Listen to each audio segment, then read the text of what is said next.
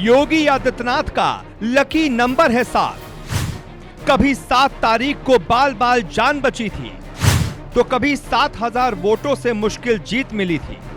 अब 7 दिसंबर को होने जा रहा है बहुत बड़ा खेल।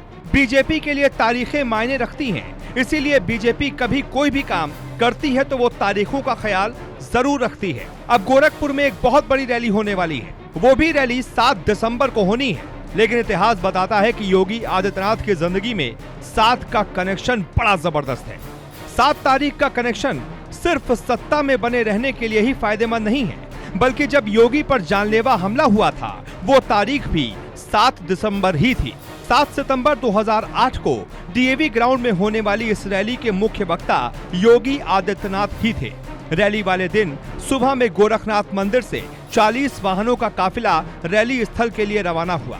चूंकि इस बात की आशंका थी कि आजमगढ़ में कुछ अनहोनी हो सकती है, टीम योगी पूरी तरह से तैयार थी। काफिले में योगी की एसयूवी 7वें नंबर पर ही चल रही थी। यहाँ भी संयोग देखिए, योगी आदित्यनाथ की गाड़ी 7वें नंबर पर थी। दिन के करीब 1:20 हो रहे थे। जैसे ही काफिला आजमगढ़ से कुछ पहले तकिया से गुजरा, काफिले के 7वें नंबर की गाड़ी पर एक पत्थर आकर गिरा। इसके तुरंत बाद चारों तरफ से पत्थर फेंके जाने लगे। इसके बाद पेट्रोल बम से हमले शुरू हो गए।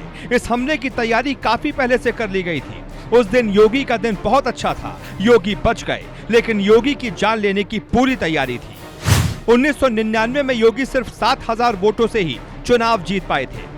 योगी के सीएम बनने का ऐलान हुआ, वो तारीख भी 17 थी, जिसमें 7 मौजूद है। साल 2007 में योगी आदित्यनाथ 11 दिन के लिए जेल गए थे और 2007 में ही योगी आदित्यनाथ संसद में फूट फूट कर रोए थे।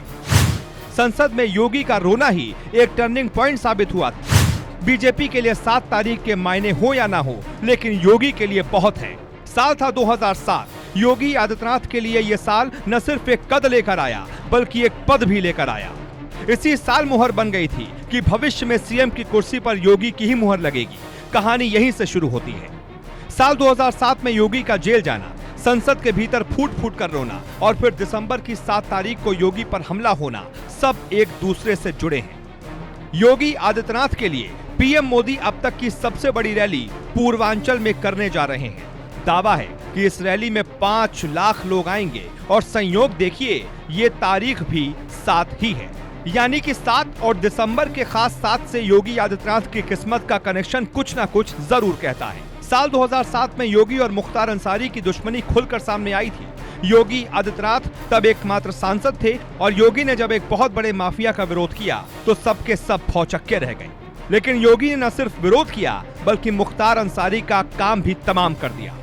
2021 में योगी आदित्यनाथ का काम न सिर्फ यूपी में बोला, बल्कि केंद्र में भी बड़े बड़े नेताओं के सामने योगी आदित्यनाथ के काम की गूंज रही है।